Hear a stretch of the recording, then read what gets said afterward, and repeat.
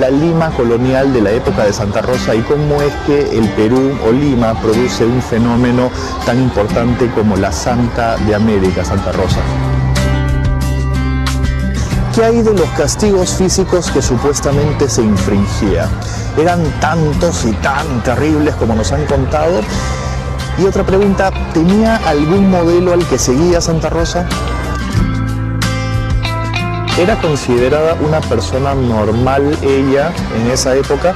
¿Y qué tan común era ver a gente como ella en esos días? Y por último, ¿cómo se convirtió en la primera santa de América? ¿Cómo se convirtió el Perú en ser el primer país en tener su propia santa?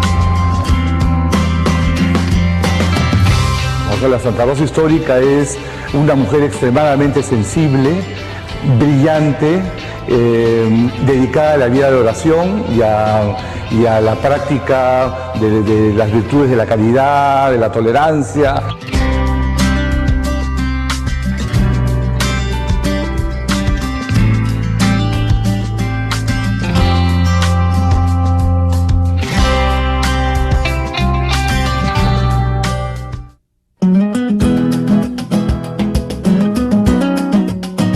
Tenía 50 años de fundada cuando nació Isabel Flores de Oliva, que más tarde sería coronada como santa con el nombre de Rosa de Lima. Ella fue la primera persona nacida en el Nuevo Mundo en ser elevada a los altares y su devoción se extendió por todo el planeta cristiano desde el siglo XVII.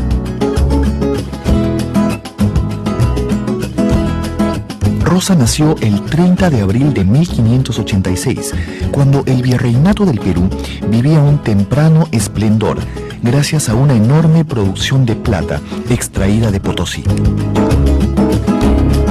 Para aquel entonces, la plata de América impulsaba el crecimiento del comercio y la manufactura europea, continente que iniciaba su expansión gracias al sudor y la sangre de los indios del Nuevo Mundo. Ellos dejaban su vida trabajando como peones.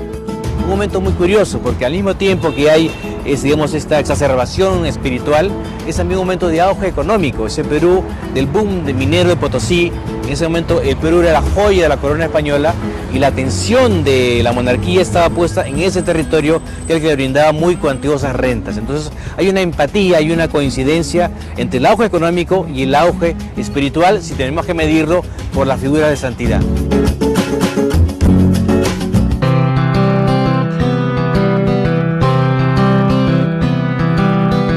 Durante el largo gobierno del virrey Marqués de Montesclaros, en los albores del siglo XVII, Lima se enriqueció mucho y se comenzaron a inaugurar muchas obras públicas. Una de ellas fue este puente de piedra que unía la capital con el distrito de San Lázaro, que ahora es el Rímac. Bueno, este virrey también ordenó hacer un censo que arrojó como resultado que Lima tenía 25.000 habitantes, más o menos la mitad de la capacidad del Estadio Nacional. Imagínense esa Lima de 25.000 habitantes comparada con lo que es ahora una ciudad de aproximadamente 8 millones de personas. Yo creo que a las personas que han vivido en el pasado, en este caso a Santa Rosa, que vivió en una Lima muy religiosa del siglo XVII, donde más del 10% de la población utilizaba el hábito religioso, ¿no?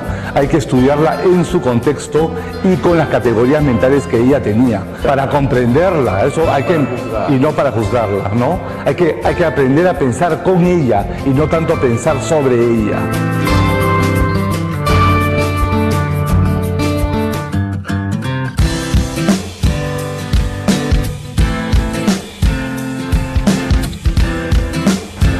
Un poco de números.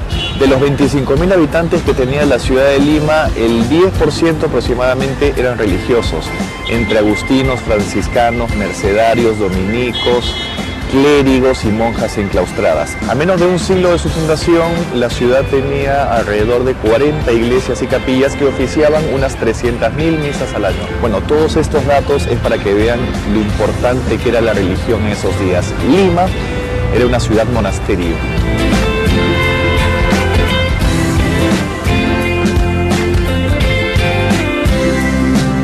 Rosa no estaba sola.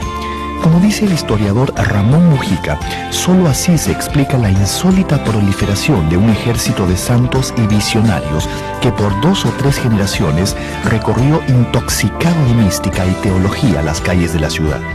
Los únicos 5 santos que ha tenido el Perú vivieron en esta época. Nunca antes ni nunca después el país produjo santos. Eran momentos en que la corona quería dar a conocer al mundo que su labor evangelizadora en las Américas estaba rindiendo frutos.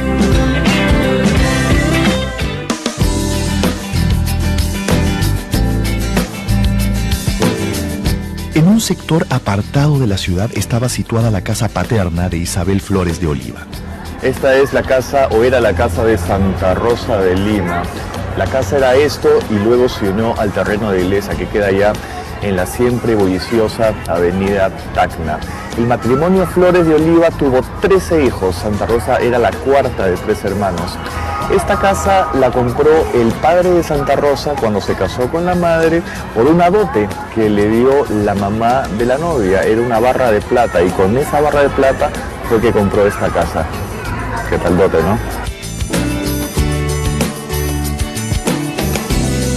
Su padre era Gaspar Flores, un soldado del ejército español, específicamente un modesto arcabucero de la Guardia Virreinal de origen puertorriqueño. Su madre era María de Oliva, una criolla limeña.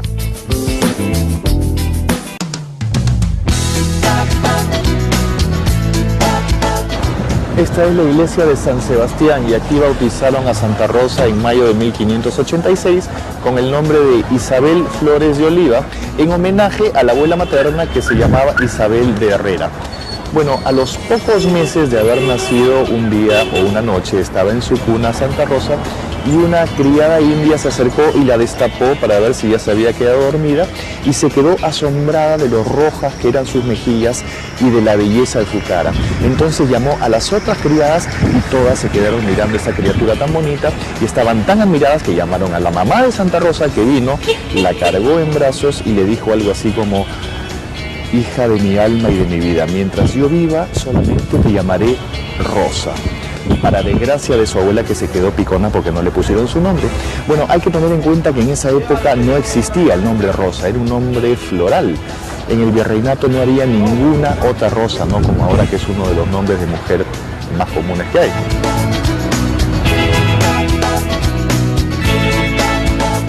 Dicen de que este milagro ya había sido prefigurado en México por la aparición de la Virgen de Guadalupe, que se apareció con un montón de rosas alrededor de ella. Entonces se sugería que la Virgen se había aparecido en México con las rosas para anunciar el nacimiento de Santa Rosa de Lima.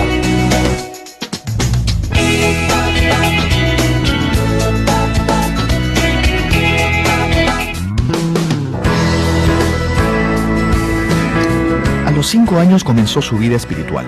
Hizo voto de castidad abominando lo que era vanidad del mundo. A esta misma edad sufrió su primera enfermedad, la tiña. Tenía la cabeza en carne viva y le salían costras. En medio de sus sufrimientos pedía cantando al Señor que le diese más y más dolores y paciencia con ellos. Una posición es verla como una sierva de Dios, que lo fue desde los 5 años.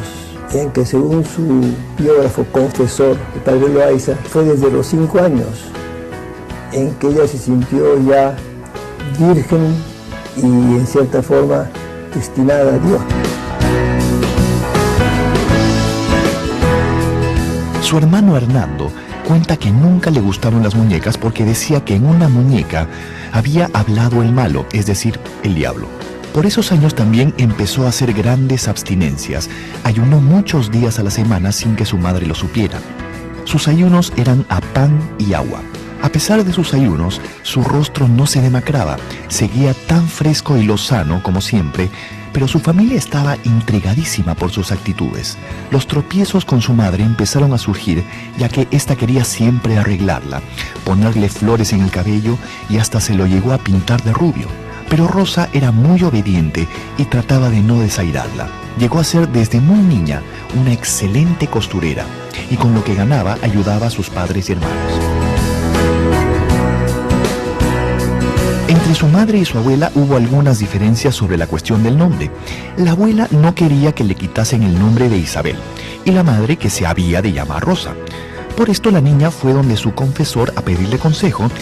Este le dijo que estaba más obligada a obedecer a su madre que a su abuela y que se llamase Rosa. Salió del confesionario muy consolada y se hincó ante el altar de la Virgen prometiéndole que de ahí en adelante en el nombre de Rosa se añadiría Santa María y se llamaría Rosa de Santa María.